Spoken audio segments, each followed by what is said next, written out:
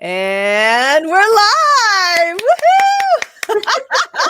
I am so excited. Happy Friday, everybody. You are watching Rocket Fuel Expert Spotlight here. I am Wanda Toro Tarini, the founder of the Rocket Fuel community. And I want to talk to you a little bit about what Rocket Fuel is if you're new to our entire world. But Rocket Fuel is a community on Facebook of experts and entrepreneurs who recognize two major things are Rocket Fuel for their business. They recognize that connecting with other experts, staying in their zone of genius and connecting with other experts is total rocket fuel for their business, and that visibility is rocket fuel. So as part of my mission here is to highlight wonderful people in our community, because not only are they kick-ass rocket fuel, but I want to make sure that people know what they do and who they help, so that if it resonates with you, maybe you pick up the phone or the Zoomy Zoom and give them a call. So with that being said, I want to welcome Zarina Chopra today. How are you? I'm so good. Thank you so much for having me. It's such an honor to be here with you. I'm so grateful. Oh God, it's soul healer. Soul healer. I was just, oh my gosh, when I was researching your stuff, I was thinking, I think this might be the right week for Zarina to pop in. It's been quite a hectic week on my side. And you were saying that you were in the process of moving as well. So how are things going with you over there? Oh my goodness. It's like so interesting because as soon as you say you're changing, you're literally saying, you're asking the universe, okay, I'm going to move over here, or I'm calling something new in. Literally everything's like, okay, great. We're all going to change with you. So everything in my life is like, okay, well, you're serving here, you're serving there, you're called to this retreat, all sorts of things are happening in this month. And it's like, I just need to move. Like, I just need to pack my bags. Like, what's happening? Yeah, can I do this like one major, thing in my life that is like pretty transformational, and life is like, nah. Well, I'll give you 5 transformational things that are happening in 1 month. Like, lovely. Okay. So tell everybody, where are you from? Where are you calling in from? So I'm from Toronto, Ontario, Canada. Excellent. And, did you grow up there? I did. Born and raised. Excellent. So you're used to the cold? I'm used to the cold. I'm actually moving somewhere that's colder. I'm crazy, but my partner, he loves the cold. So we're moving to Montreal. Oh my goodness. For like a year, just to experience what summers in Montreal feel like. I'm sure they're wonderful. Mm-hmm. And lots of good, culture and good vibes over there. So yeah. Nice. That's perfect. So tell us a little bit about your entrepreneurial journey. When did you start your business? Wow, my entrepreneurial journey is very long, but this healing business, pretty much the last like 5 years, but like officially launched my Quantum Queen Rising as soon as COVID happened. So 2019, January.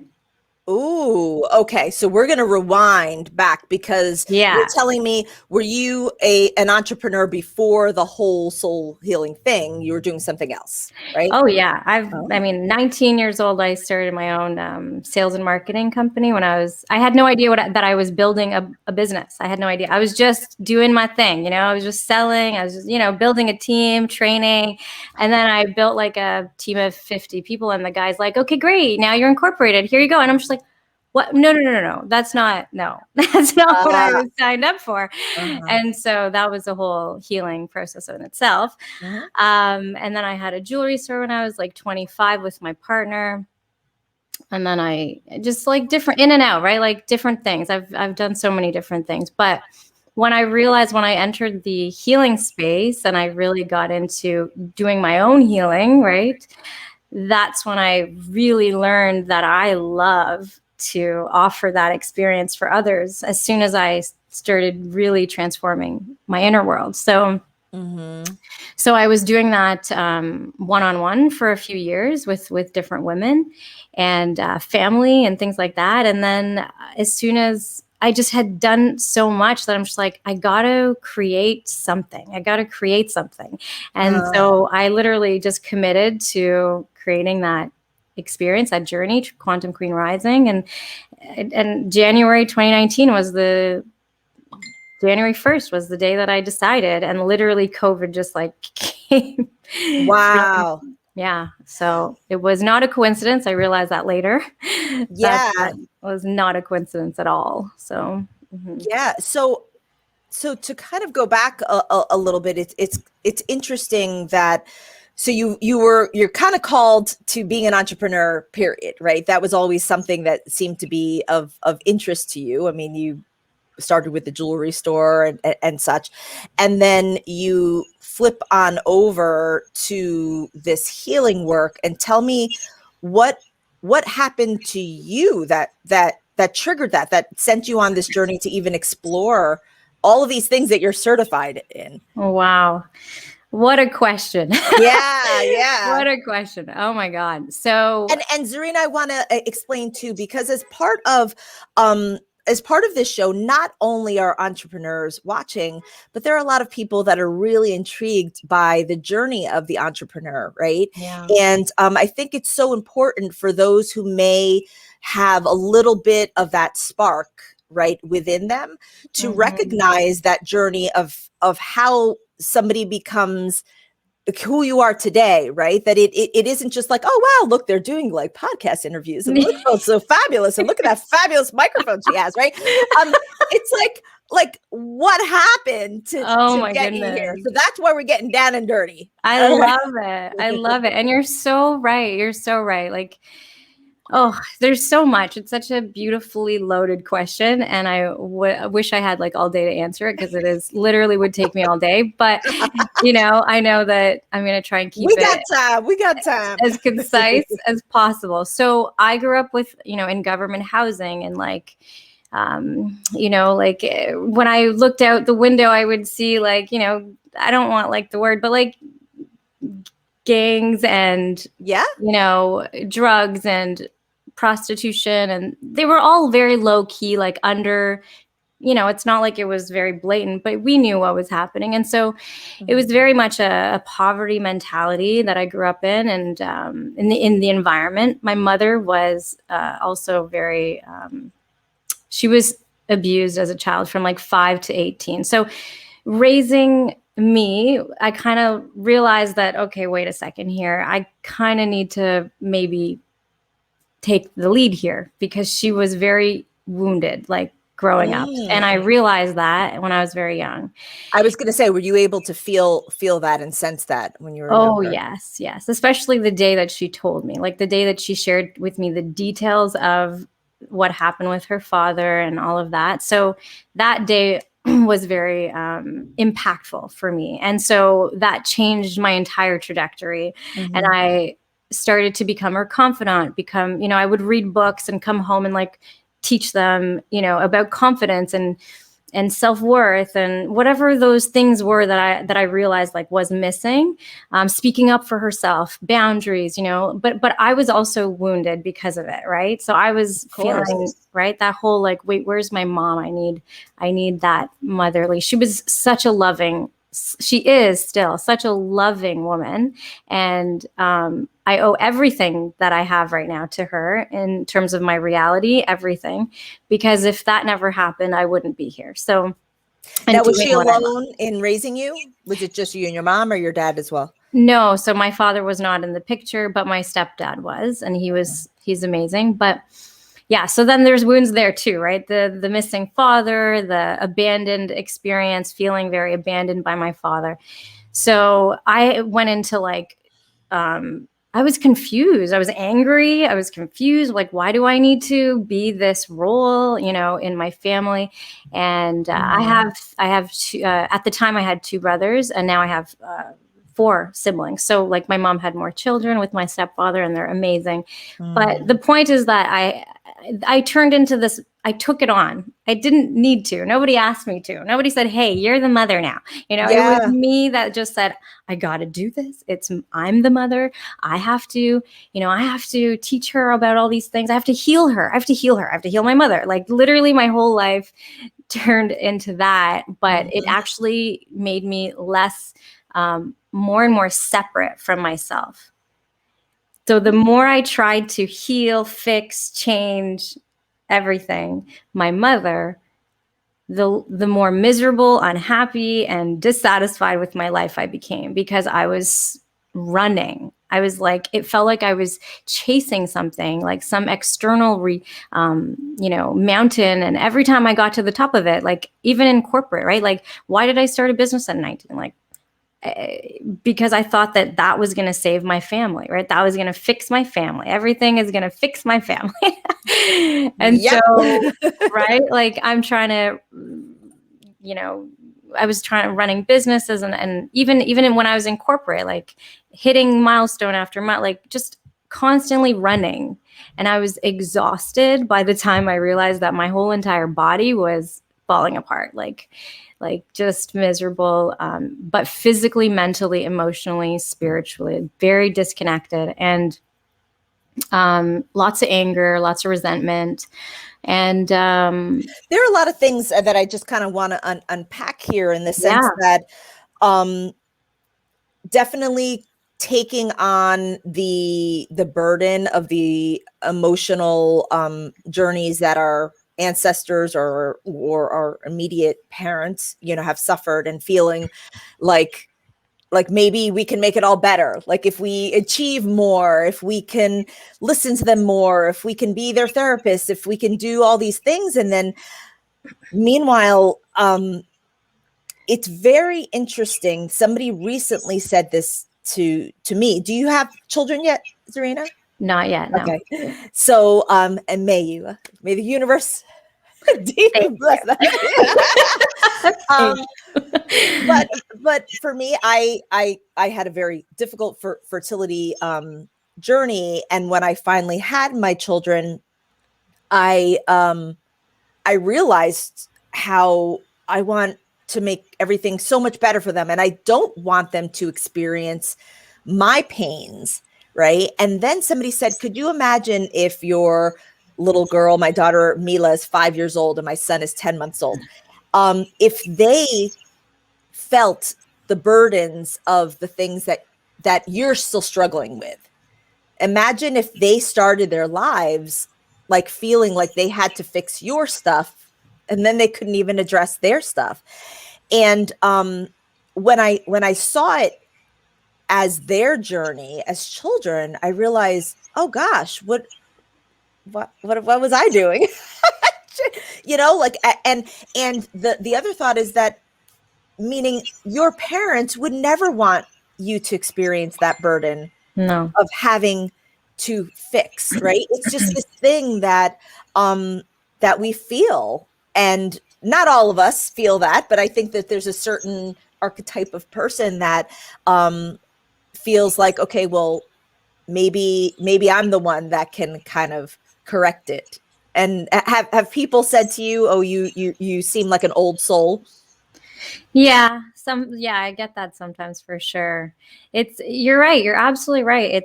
It's like the more I feel like I was so fascinated by my mom. Like growing up, I looked at her like, I want to be you. Like, you're so beautiful. Oh my God. I was fascinated by her growing up. And I'll never forget that, watching her dance and sing and all that stuff. And so as I grew up out of that inner innocent like child, and I turned into like a teenager and started realizing, oh my gosh, the woman that I'm so fascinated with has got so much pain. Yeah.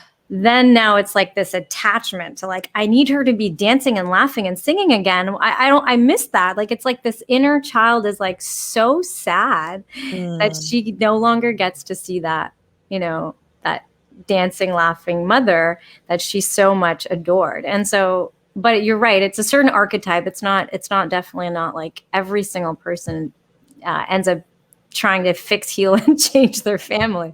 It's either you move towards them or you move you move away from them. Yeah. That's what I find. It's like you're either trying to help and fix and change that makes you crazy, or you're running away from them, which is not as, both of them don't work, right? Both of them don't work. Right, so, right.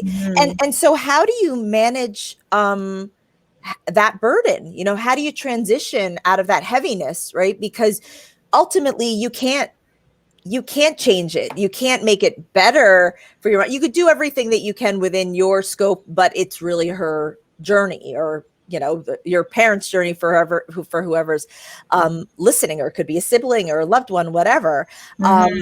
How did you transition out of that? Because it's true, how you can't focus on yourself and your own journey if you're busy trying to fix the Yeah. other. Yeah, it's so true. I mean, it was a process for me for sure. Like I remember at 20 something, 22 or something, I took a trip. I took a trip for the first time. I had left the family, you know, and I went to Thailand or whatever for like 4 months. But for me, energetically, that was like I was healing and crying for days when I landed. Like, you know, my partner at the time, he's like, "You really needed this," you know, and it's true. I didn't even know how much I needed it.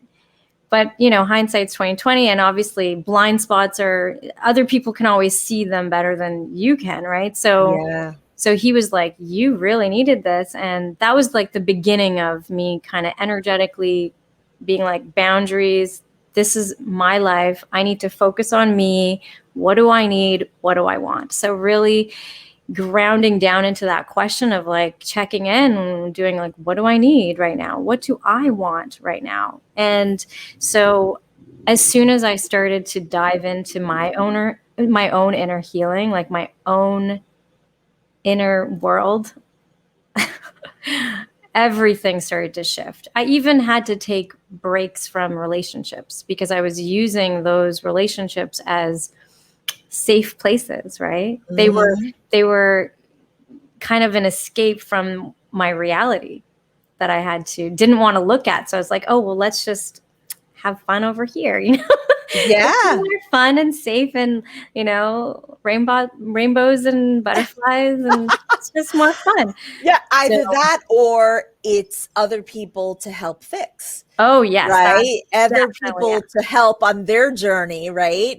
And I always found it interesting in the sense that that I feel like there are two ways to look at that. You know, when you find yourself kind of desiring to help people all the time, I think obviously it comes from a true desire of wanting to help people.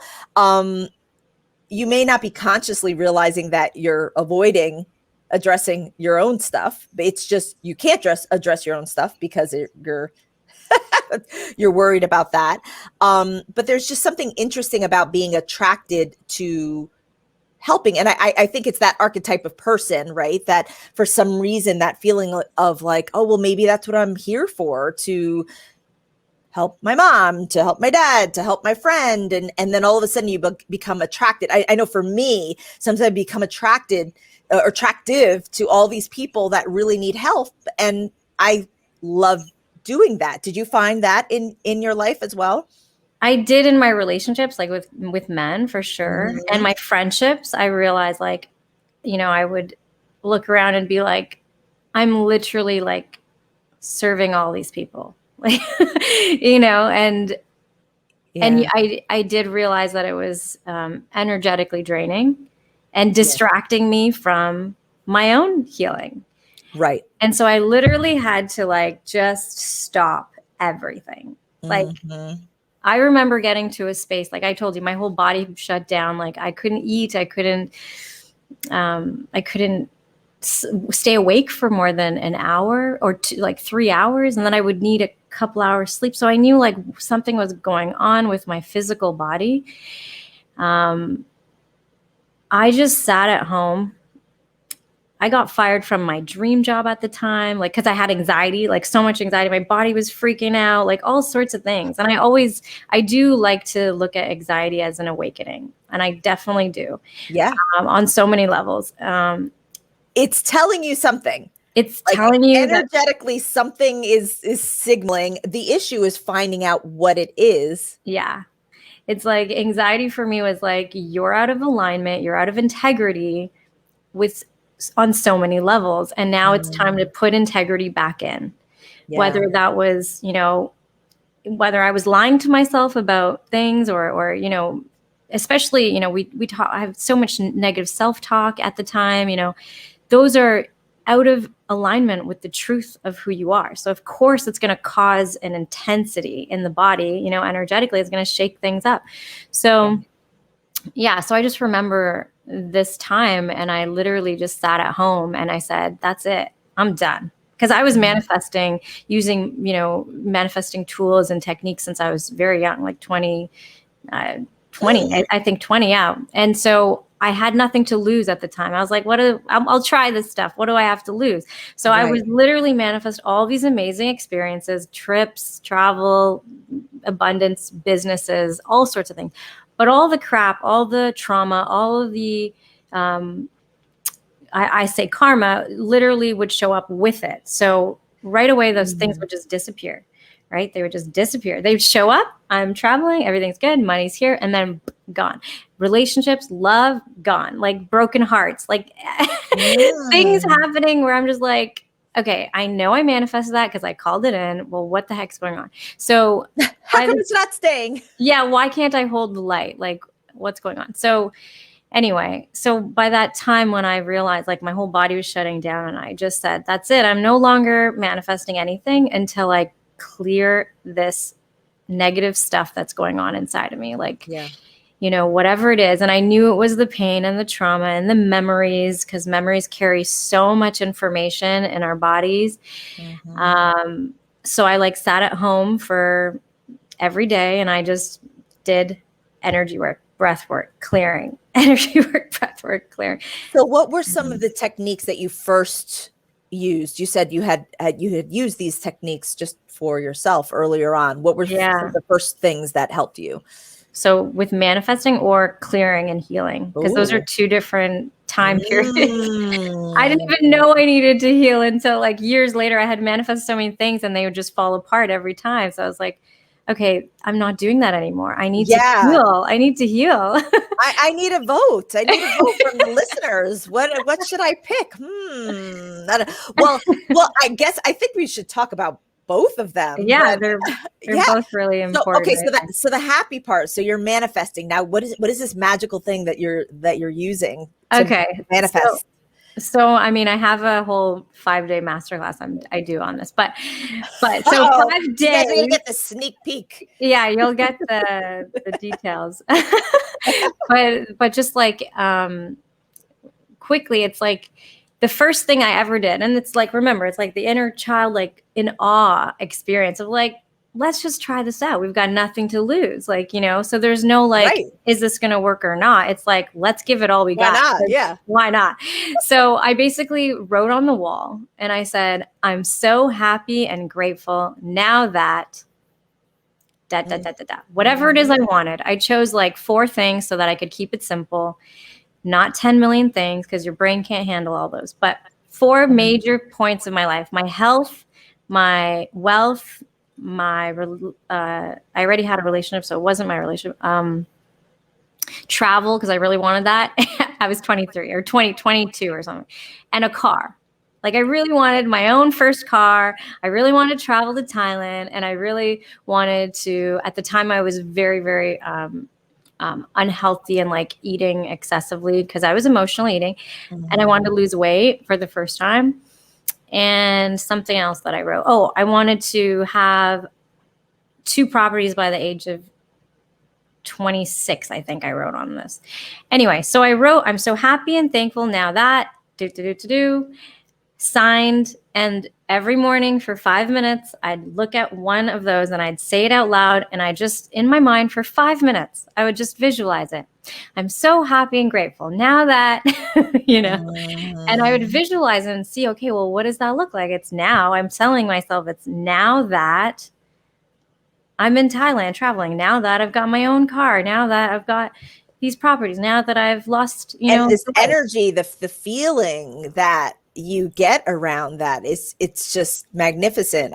I love using this technique, guys. Have you used it? If you have, let us know. If not, then, and now I would write them on index cards. So I am so happy and grateful now that was there a specific way that you did it, or? I wrote them on the wall. So I had these big, I guess, scrapbook, you know, whatever you buy from the dollar store. And I Uh, just wrote it in big black marker and I just signed it. And every day for 5 minutes in the morning and 5 minutes before bed. But the morning was like really key before I started my day. mhm. Yeah. And then I just visualized it. And every single day I did this. And eventually there's like this wave of energy that comes and swoops you into this new reality. And by the time I'm in Thailand, I forget exactly how I got here. And by the time I have the car, I forgot exactly what I did. You know, Right, right. it's like, woof, there you go. And it's really important to stay grounded in your techniques when you're doing that. Because that's something that I didn't do. And that's why it always, you know, I realized I was missing a big piece was like grounding, karma clearing. Very important. Yes, yes, yes, yes. So these manifesting tools, are they linked to grounding and karma clearing? Because you know, obviously they fit all together like Legos, but how would you describe how they fit? Well, I would say that manifesting is very much connected to your inner child creative energy, right? Like your ability to imagine, your ability, it's got to be like, and so a lot of people that are feeling disconnected from their inner child, you know, or have not experienced what it means to do some inner child clearing, you know, imagination, it can sometimes be a block, right? So, but manifesting, when you're really able to do it with potency, it's your inner child that's really doing it, right? You're just like, let's play in this space, right? You're really playing. It's And allowing yourself to do that. Sometimes people feel like, I'm too old to daydream or to whatever, and you're really cutting off that creative energy. Yes, totally. And also the mental, you know, the mental chatter. So that, you know, that really comes down to staying grounded. So when you can ground, you're pulling all that energy that's up here trapped, right? Which is all, it's not necessarily bad energy. It's your creative energy. We want to pull it down into the lower energy center, the major foundational energy center, which you can't see me, but I'm like tapping my belly right now, you know, because your root chakra, sacral chakra, solar plexus, and kundalini in the back, those are your major foundational energy centers that are literally creating your life. And, you know, if you believe in chakras or not, it doesn't make a difference. It's really just your energy for life, for your health, your wealth, your stamina, vitality, immunity. Like, oh my God, right now is a big conversation about immunity. It's all down here. So staying grounded is like such a powerful technique. All the time. Like we always need to be grounded. But it can really help with clearing the mental chatter. So that makes manifesting a lot easier too. Right? So, because when we're trying to be like, I'm so happy and grateful now that, and you're imagining. And you're like, no, you can't. Yeah. It's like too little. How's that going to work? How are you going to do that? Yeah, tell me. This is ridiculous. You should get to work now. Yeah, exactly. Go get to your job. So grounding is really powerful. Very, very important. I was definitely missing that because, like I said, I would get swooped away because manifesting, if it can literally take you on this high, everything's happening, everything's manifest, things are shifting, everything's happening. And if you're not grounded, you're going to forget exactly how you did that. And next thing you know, you're like, why is all my old stuff coming up? Like the trauma, the negative self-talk, all of this in the middle of everything is going right now. And yet you're talking to yourself like nothing is going right now. Well, because you forgot how you got there. Like, you know, so hi, Cher. Oh. Hello. Amazing. Yeah. I'm sorry, I'll just show. So before we get into the concept of karmic cleansing, then, because that's kind of an additional thing, I did want anybody who is resonating with all of this and is like, ooh, I need to look up this Zarina. I need to understand more about what she does. She's speaking my language. And I think what's really important about intuitive work, energy work, all of that is that we all feel it and experience it to some level. But it's very important for us to really connect with somebody that we feel comfortable with, to start exploring it more, and realizing that we do have the ability to kind of empower ourselves a little bit more around this, versus feel like we are just being victims of it, like being affected by this energy, or like, oh, today is a bad day and everything bad is happening to me, you know, all of this stuff. So I first, before we get into that, I want to invite you guys, if this is the first time you watch Rocket Fuel Expert Spotlight, what we do is incorporate these catchwords here that you could text, so that you could actually get some amazing information from our guests, right? My objective here is to connect you with experts and for them to continue to serve you.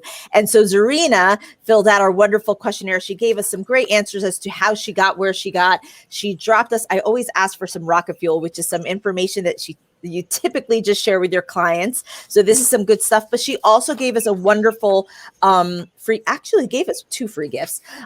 So this Manifesting Magic workbook, which is really cool. And my lighting, something really happened. But anyway, it doesn't matter. This is like some heavy stuff. And you also had mentioned that you're allowing people access to your I Am Light course. Is that Yes. it? Tell us a little bit more about what these things are, so they understand what they would be texting for. Amazing. So I'm giving this Manifesting Magic workbook, which is pretty much, it's Manifesting Magic in 2021. So it's going to be like a full year stretch. It's of really what it is that you want to call in, using different, fire, water, air, earth elements, breaking things down into what you want in different areas. And you literally go through the book. I chose a full day. Like for me, I think it took me like an hour, 2 hours, but like, who wants to sit there the entire day and do this? Not many. So we want to kind of create a space where you're just focusing and calling in everything that day, right? So if that's a Sunday, whatever, light some candles, put on some music, soft music, just give yourself some space to really dive into that energy, because it is you're opening a portal of like what you're calling in. So the questions are really designed to have you create generally, more specifically, more specifically, more specifically, more specifically. So as you go through it, you're going to refine what it is that you're calling in.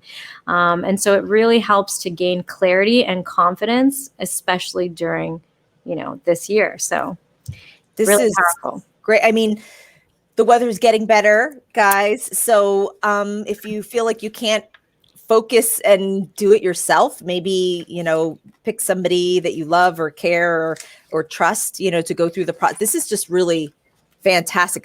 It's super, super thorough. And I can imagine the journey that somebody goes through and just going through this. Now, do you also, do you teach a course or something that is kind of driven by this foundation? Yes. So Quantum Queen Rising is driven by that foundation. The manifesting mastery portion of that that sacred container, that group, that journey is definitely driven by that. And so, we are going through different manifesting techniques. We go through different manifesting meditations and mantras and all sorts of beautiful things.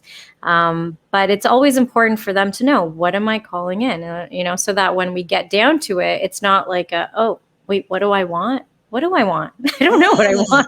That's like, and that's not an uncommon place to be, right? Like I could talk to many people, many women, I work with women, so I'm talking to women mostly. And, answering that question is not always an easy thing to do. That's why for me, that's why I created that workbook, because let's go general. Let's just go general and then become more and more specific as you kind of unpack it all, right? Like you're revealing it's revealing and being discovered within you.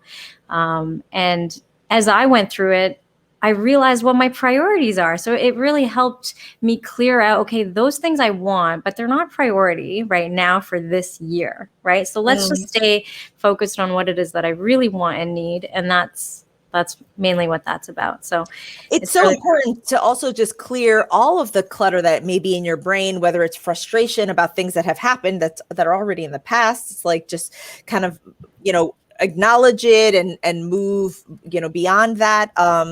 But I think going through these sorts of exercises, I mean, obviously it's amazing that you were working on putting this together pre-COVID. Yeah. And then how powerful it must be. So tell me about the type of women that are attracted to this program. And I think when I was looking it up, it's a 90-day experience. Is that what it looks like? So it's actually as of like 3 weeks ago, changed to a 6-month container. So I literally was divinely guided to be like, these women need 6 months instead of 90 days. Like, they need that time period to cleanse, clear the past, ground into the present, and pull the future into the now. So that's literally what we do. And the type of women. And honestly, it's a lifelong journey. So I mean, I see you supporting people for much longer than that. I mean, for you to be a trusted source, and what your experience was like, and you're still on your journey, right? So there's this never ends. Trigger point that finally tells people, I have to do something about this. I don't know what it is, but I have to do something, right? And then once you start teaching them these wonderful tools, there are always things that come up in our lives that where it's so critical to have a teacher or a guide to be able to remind us, right? Because my teacher refers to it as when in case of emergency, break glass, right? Like, and for me to like keep that list of like, what are these tools? Because what happens is when things are going really, really crazy, you don't remember these things that worked. For some reason, all of a sudden you're like, and you're like, wait a second. So it's so valuable to be surrounded by community that reminds you, and to have a leader or guide that can also remind you of the tools that have helped other people, but that those tools that may have helped them individually. So I wouldn't limit to just 6 months, my lady. It's true. It's like, what I'm creating. How do you know this? It's like you're in my mind. Yeah. No, definitely more of a membership, like, especially to keep things more fluid and, for everyone, exactly like you said, like that is like the number one thing is support, accountability, community. Those are the 3 things that I found that really need to happen in order for transformation to, it's like you're nourishing, you're creating a space, and it needs that water, it needs the sunlight, it needs, to really flourish. And I found like, we can't do this alone. Like, we don't want to. Who wants to? No, I don't want to. So I don't want to do it alone. So, and I really find like the community aspect amplifies everything. Like these women, when they share, oh my goodness, my heart just explodes. Sometimes it's into tears because of joy. It's just so beautiful to see their transformation. And then also the miraculous. I mean, they're not miracles, because I believe miracles are naturally programmed into reality, but miracles that literally they manifest very quickly when they're inside of a spiritual incubator that can support them with accountability and support. Like, especially like you said, when stuff comes up, of course, when you're calling in something new, a higher vibration, you're asking your body, your mind, your heart, all aspects of you to vibrate at a higher level. So then all the things that are of lower vibration, all the things that are out of integrity with this higher level are going to show up and look you in the face, and you're just like, oh my God, I don't want to deal with this. You're like, wait a second, you're not going to get rid of me that easily. Exactly. And it's so fascinating because I see it over and over and over and over again. And, it's just, it is what it is. And it's not like, it's not a bad thing. And people feel, sometimes you can experience it like it's horrible. When you're in it, it looks like that. But if you can switch your perspective and start to realize, like, wait a second, my reality is reorganizing itself based on what I said that I wanted. Cool. Okay, let's watch this game. Let's watch this movie, you know? So, and not take it so personal, because it's really not personal. It's all just information, right? Information is not personal. So yeah, it's more of our attachments that make it painful. Yes. So, tell me about, I'm intrigued about the, all of the different things that you've chosen to be certified in. Right? I mean, what I loved seeing, and what's important to bring up, that it's not, you're not just somebody that is intuitively in touch and people love to share things with you. So you're like, hey, let me get a group of women and we're just going to share stuff. And, I mean, you really went through a process of I'm sure exploring a lot of different practices, and then deciding on certain ones where you really wanted to be certified as a practitioner in those. So can you kind of talk a little bit more about the ones that came ahead, that got chosen? The chosen ones. Ones. I'm sure if I could have found like courses on other things that I did a lot of research in, like, or like when I'm in community, you're just learning so much. I'm sure if there's a certification for it, but it's like, is there a program for that? Is there a certification for that? No. So maybe one day, but you just go to the Amazon and you connect with a shaman, and then they teach you, and then, ask them for a special tree branch, and that's the certification. Exactly. But make sure you walk around it 6 times. Exactly. How did you know? No. Yeah. So, I mean, the ones that I chose were very, very, they chose me. Like, when I discovered Tao, the Tao soul healing, that was literally that was after I was doing the memory work. You asked me about what was the first things that I ever did for healing. And that was like quantum memory therapy was the first thing I ever learned. And that was to go back in my memories, really allow them to be there, observe them. There's a certain technique here that you do, obviously. And then, pulling in the positive information, pulling in positive information in the environment of the memory. Okay. I wouldn't recommend someone doing this by themselves without a facilitator. Yeah. At this point, just explain what it is. Just explaining, don't do it. But yeah. Yes. So, and really using positive memories to heal the body, because positive memories carry positive energy. They carry positive information, and the universe is full of information, positive and negative, right? That's literally all it is. So when you can use there's an infinite source of positive energy that you have access to simply from positive memories. It's like mind-blowing that you can literally use these positive memories from anything. It could be a baby. Like, I used my little siblings for a long time, using those memories that I had helping my mom raise them, as like just to heal my body, because it was just so powerful. Anyway, so quantum memory therapy was one of the first ones, but there's no certification for that, so I just do it. but I definitely use this as a major tool in my program and with my clients, for sure, because it was the number one thing that helped me. And then breath work, lots of breathing, gamma breathing. I have that on my YouTube channel also. It's gamma breathing is basically, and I can even walk you guys through it. It takes 1 minute. Sure.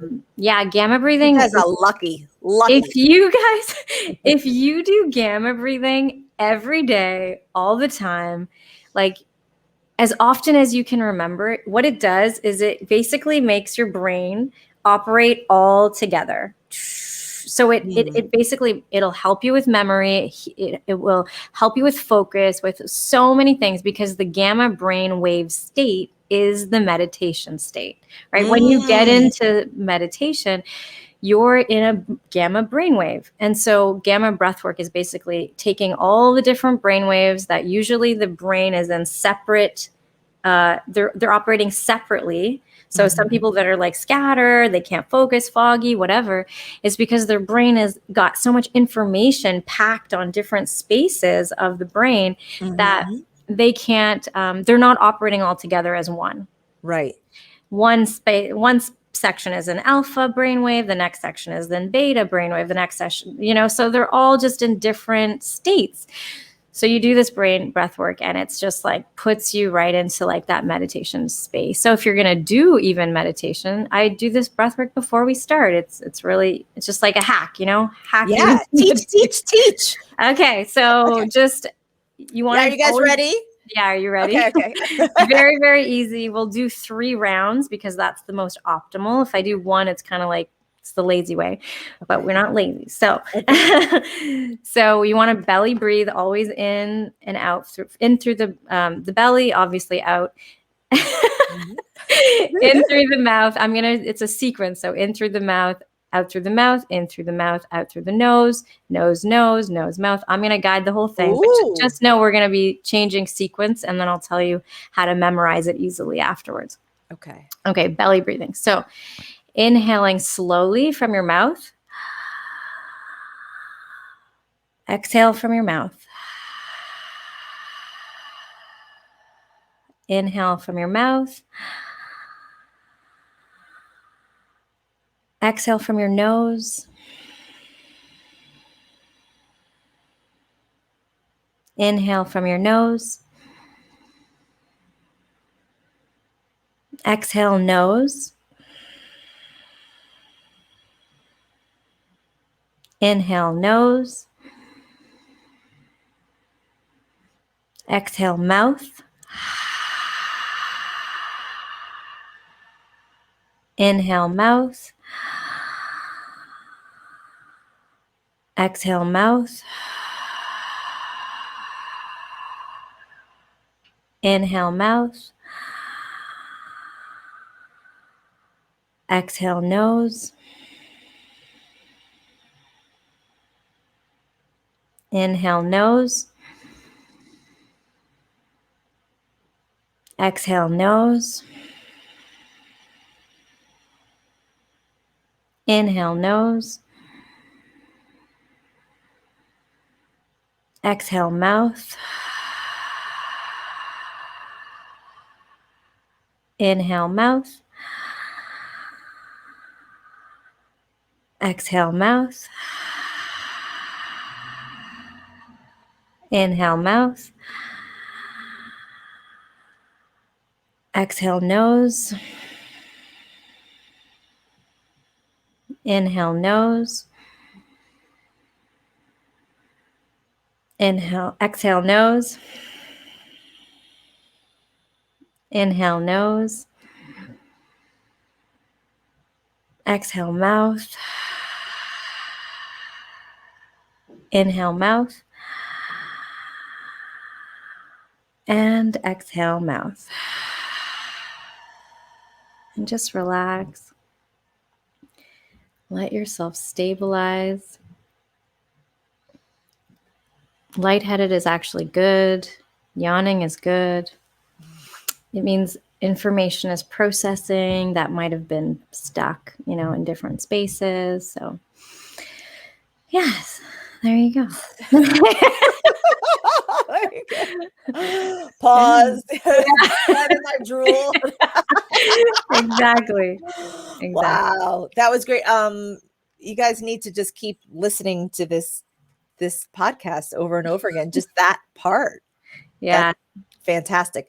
So that's something that we should do when is the best time to use that technique? Anytime, like when you're triggered, when you wake up in the morning, when you're moving from space to space. So what ends up happening is like a lot of people notice like when you're at work, you're doing your job, and then you bring that energy home, and then you're talking with your family or your partner, and you're like, why do I keep getting into conflicts with them? It's because you brought that energy home. You haven't cleared the space, your space within. So you do this just to clear the information. And the way you memorize it is like mouth, mouth, nose, nose, nose, nose, mouth, mouth, mouth. It doesn't matter which way you go, but that's just the easiest way to memorize it, is to use the four corners. Right. Directions. Yeah. And then we just did that 3 times, right? To clear. So, and even the process of remembering the sequence and just really, really being in that concentrated zone. I love the idea of using it as a transition. I mean, basically it could be before or between doing types of work that are energetically conflicting. You know, sometimes you have to work on your business, for example, and then you have to get into sales mode or into like service mode. And so I know for me, if I have to do finances, I need to do a lot of gamma breathing after that. Yeah. So I think that's an idea for folks, even within their day, perhaps before, serving a client, meeting with a client. And then when you actually wrap up your work day, I think that's beautiful as a transition. I mean, so many entrepreneurs especially have difficulty in actually creating that boundary, and doing that exercise alone could be a wonderful way of saying, okay, I'm clearing this. Now I'm in the zone to be with my family. So many different ways. And I'd love to hear from you guys, if you're listening to this on the replay or whatever, where you feel it may be useful to use this technique, because that's great. Now we did talk about karmic cleansing, healing earlier on. So can you talk a little bit more about that? Yeah. So, where to begin? Again, so the Tao soul healing is where I really, really understood this deeper, like really, really deeply. And so that's why I chose to get certified as a Tao soul healer. So, and I would say, like, the best way to describe what karma clearing is to really understand that unity consciousness just means that the universe is filled with information, and quantum physicists can already share that. They've already discovered that, you know what, fundamentally, if we looked at the universe and we tried to understand the universe, the fabric of reality, everything is simply information, right? And not to say that it's a ones and zeros type of information, just positive information, negative information. There's high frequency, low frequency vibrations, right? Things like that. So also to realize that time, they've also discovered already, like, there's an amazing quantum physicist that I love so much. His name is Nassim Haramein. He created the video documentary type film called The Connected Universe. And we're basically talking about, like, that time is existing. All time exists right now. All time is happening all the time. So it's like every single timeline that you existed as in this experience or another. So, because we can really understand that when we look at ourselves under a microscope, we are simply energy. And we know already scientifically that energy cannot be created or destroyed. It can only transform from one form to the next, one form to the next. Okay. So, like, these are fundamentals of science that have really come to the forefront of mainstream understanding that, like, in terms of, like, energy cannot be created or destroyed. Time is existing in all times, like right now. Your inner child, that's why inner child healing is so powerful. Woo! That's why you can connect to your future self and call her to the now and manifest so much faster. That's why you can go into these spaces and say, I'm so happy and grateful now that, and simply envision it. And what you're really doing is you're envisioning your future self, and you're saying, she is me now. She is me now. I am her now. And you're saying that the past you is no longer here. Not to say that she's bad or wrong or good or bad. Morality does not exist in terms of these types of conversation. There's no morality. There's simply just what is. And so when we look at the fundamentals of reality, all things are pointing to the fact that we exist. We are eternal beings. Mm. We never cease to exist, which is why we hear this conversation of you are divine, you have that divine light, you are connected to divine. It's like, well, yeah. Now Yeah. we can kind of see the connection. So what I think that my soul search has always been like this connection to oneness, right? To Mhm. understand the fabric of reality. I've been obsessed with like biology, chemistry, science, and things first, and that's what led me into this path of realizing that spirituality and science is one. They're the same. They're just Right. speaking a different language. And so for me, my mission has been to really connect the two. And so in conversations and really in practices and training too. So anyway, so karma clearing. So when I connected with soul healing, we're literally connecting to the idea that when we say soul, that just means information. So Mm. everybody has their soul as information. So the energy, your eternal essence has been always existing as energy, as your soul information for all time. So the Mm. information that you've been accumulating, it accumulates. It's not just, so every single thing that we say, we do, we actions, thoughts, it's all recorded, right? People have talked about the Akashic records, and I just say that stuff is in your soul. Your soul is the Akashic. Your soul is carrying that information. You don't need to go to some magical place called the Akashic, right? Like your soul is It's the Akashic. connected to, it's everything. Yeah. It's all one. It's all one. So when we are doing karma clearing, we're really saying, okay, so if I existed for eternally, and I'm experiencing, okay, forgetting something. The law of karma is the law of reciprocity. These are universal laws. Quantum physics can prove these as well, like cause and effect, right? Cause and effect. Law of reciprocity, which means what you put out, you will get back.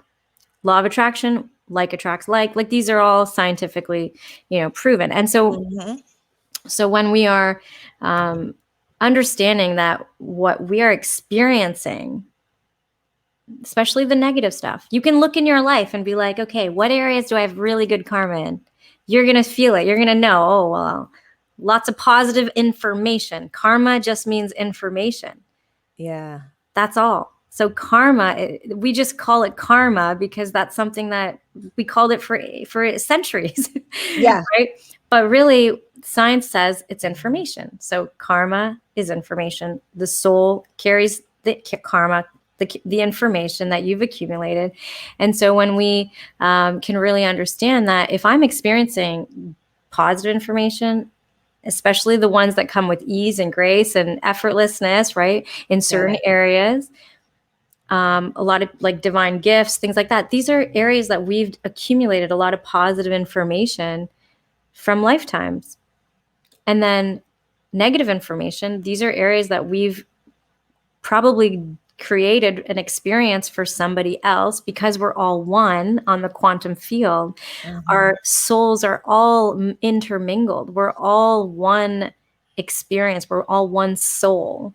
And that is something that I find people have a hard time grasping, that we are all one soul. Like you are me and I'm you. What do you mean by that? Is like, right? But we're not. And it's like, actually, yes, if we looked at us on a information level, on an energetic level, on a resonance level, on a energetic level, the only thing that is showing that we're separate is the physical body, the physical matter. But the mental level, we are all tapping into the same mental universal mind. When we go into meditation, we're all connected to that same thing. If we're in, whatever frequency of that universal mind, then yeah, okay, fine. We're connecting to different aspects of it, but we're all connecting to that same space. So it's fascinating to be like, well, now when we do karma clearing, we are connecting to the consciousness. The consciousness. It basically shows Tao Soul Healing is teaching us, and Tao means oneness. It's not some philosophy. It's not some, religious information belief system. It's like No, there's oneness that's connected to metaphysics and quantum physics. And it says that when you connect to the information, the information carries resonance. That information carries consciousness. That information carries energy, and that information carries matter. So soul, heart, mind, energy, and matter. Those are like I saw that in here, and I'm glad that. Yeah. So it's basically the 5 layers of manifestation that it needs to come through. If things are flowing through your life, whether that's negative information or positive information, it's going through from the soul, your heart, your resonance, right? We receive messages in our heart, and it's going into your mind. Your mind starts to process it all. And it's like, sometimes it makes no sense because your heart is connected to your soul. Your mind is not connected to the soul. That's why we say, don't lead with your mind, lead with your heart, right? Because your heart is the one that's receiving the messages. So your soul, your heart, your mind, then your energy. Do you have a lot of energy, low energy? You have energy to take action or not? Do you have, it really comes down to what information are you carrying on the soul level? And this is for all areas of life, not just business, finances, relationships, lovers, family, everything, your health, your physical body, mental body, like all of it. So I work with a lot of women, and I find the karma that we're clearing is always different. So, some people have a lot of financial blockages. So what do? We do karma clearing to the point. What does that mean? It's forgiveness. It's like, you got to ask for forgiveness not to the universe, but yes, but like technically it is, but it's not.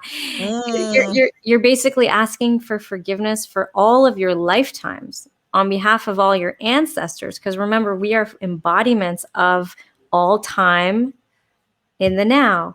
That means your cells are carrying the information of your ancestors and all of the information and records of them as well. So we ask for forgiveness on behalf of our ancestors, on behalf of our soul. We connect to the souls from other lifetimes that we may have hurt, using our power, our finances against them, to manipulate them, to right? Anything to create poverty or scarcity or lack. Especially with entrepreneurs that I work with. I work with a lot of healer entrepreneurs, and it's like, as soon as we start doing forgiveness on their business and their finances from other lifetimes, their business just starts to erupt, like explode. Like every clients are coming from left, right, and center. It's like, well, because you did the clearing, like, of course. Right. Right. It's like you're creating more space. And what happens when you actually, it's not a check the box process. And people can get confused with this. It's not okay, I did karma clearing, next, what's next? Okay, I did my forgiveness, and no, it's actually, you could do 5 minutes of the most powerful karma clearing that you've ever experienced in your life, because you'll feel your heart is just opening up to the idea of what knowing, and this is personal, but knowing what the stuff that I did growing up as a teenager, right? And being like, if I could do in this lifetime, what the heck did I do in other lifetimes? Yeah. I have no idea, right? And the amount of anger, which is negative information, that I carried growing up, goodness gracious, what could I have done in another lifetime, knowing the amount of anger that I carried in this life? Right. So I started to do these practices, and the more I did them, the more I understood that it wasn't about just doing them, checking them. It was about the sincerity. And Master Zhigang Shah, he's the one in the Tao Academy in Toronto. He's the one that trains all about Tao soul healing. And that's what he always says, is like, sincerity is number one. When you're doing these types of karma clearing, can only be done with sincerity, because when you're calling the power of the universe and all these souls, including the souls of your ancestors, including the souls of, the souls that have ever hurt you and your ancestors, and you're giving them forgiveness. Mm-hmm. Unconditional forgiveness. Mm. The sacred mantra is Da Kuan Shu, DA space QUAN space SHU.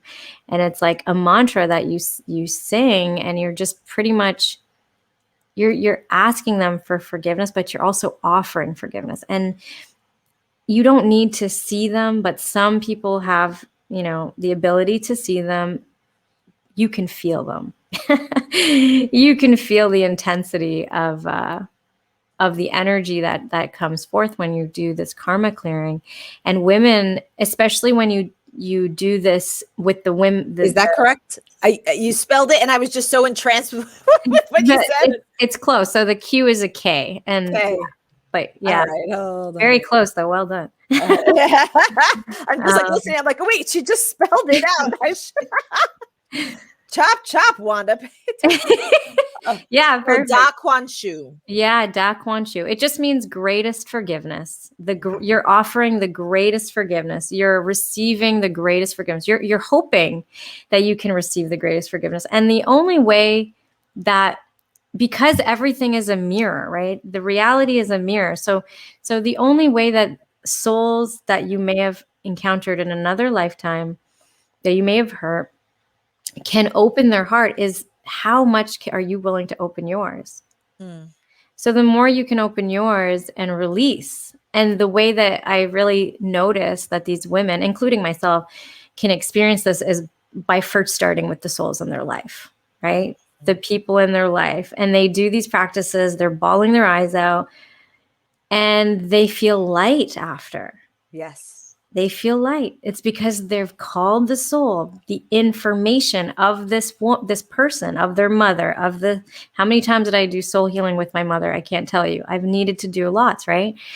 So and now it's important for that you just said that this isn't a one-time, thing. It's a practice. Yes. And it's something that's so important to integrate. Yeah, into your because life. there's layers. Karma is in layers. So there's so many layers of karma, because think about it, you're an eternal energy. You always existed. Mm-hmm. When we are doing, we're connecting to these possible souls that we've ever hurt. Billions of souls show up, not just 10. Billions. So that's like a lot of energy to be integrating and clearing. But again, it's based on sincerity. And that's why it's a practice, because there's so many layers, how your heart can open so much, right? In one sitting, in one practice. Your heart can open. This is beautiful. Oh my goodness. I could tell. We could go on and on and on. This is what a great gift to be able to have you on our show. Thank you. Thank you so much. It is absolutely clear why you are rocket fuel for people's lives. And I do want to make sure that folks do take the time to connect with you, to get more information. So oh my goodness, I wrote so many notes. Let's see. So here, let me scroll to the banner that says, so text RF-110 if you're in the US to 411321. So the phone number is 411321. The message is RF-110. And if you've never used the catchword system, then we'll ask you for your email address, because of course you need to receive this. And I'm shaking it up because it's just hefty and chock full of beautiful information here. But remember, you will get the episode notes, and you will also get this Manifesting Magic workbook that Zarina was referring to. So what a fantastic gift. Oh, and access to your I Am Light course through your group. Yes. So that's important. And let me just shift off to the number in case you're listening to this internationally. Then text to the phone number plus, you have to use +1 909-741 1321. The message is RF-110. That's our episode number. And we'll ask you for your email address, and you will receive the episode notes and that wonderful gift. I don't want you to forget about Zarina. If any of this resonates with you, then take action now. even though you say, I intend to connect with her later, I want to make sure that this is sitting here in your email inbox so that you actually get to use some of these wonderful tools that she provided us today. So thank you so much. Any final words that you would like to say to our audience? Anybody that you want to reach out to? And well, I mean, if you are a wounded healer archetype, which is a mother that's serving endlessly, you know, or an entrepreneur, a healer, just someone that is really just giving from an empty cup to the point of exhaustion, you don't need to do it anymore. You don't need to do it any longer. And there is definitely a beautiful community and support and accountability that that the Quantum Queen Rising group can fill you up, fill up your cup, and teach you how to connect to the power of your soul and really ground down into true power, true self-expression, and true self-love. So, and manifest like a queen. Like, that's what it's all about. Manifest like a queen. Love it. Love it. Yeah. Oh my goodness. Well, what a wonderful way to wrap up Friday. I think we all need to use some of these techniques so we can manifest an amazing weekend. Yeah. Thank you so much once again, Zarina Chopra. Everybody, yay! I'm imagining I have this like live audience and everything. Thank you so much. It's such an honor. I love your energy. Oh my gosh. Oh what a my fabulous gift. And Wanda, you are just a beautiful soul. So thank you so much. Thank you so much. for My having me. pleasure. Yeah. My pleasure. And thank you for gracing us with your wonderful knowledge and energy. Of So course. with that being said, make sure to catch Expert Spotlight here at the Rocket Fuel community, where we're just highlighting just these wonderful talents that are serving community, serving other experts, entrepreneurs. And I am just really honored to be able to provide this platform for them. With that being said, have a wonderful evening, and I'll see you on the next Spotlight. Bye.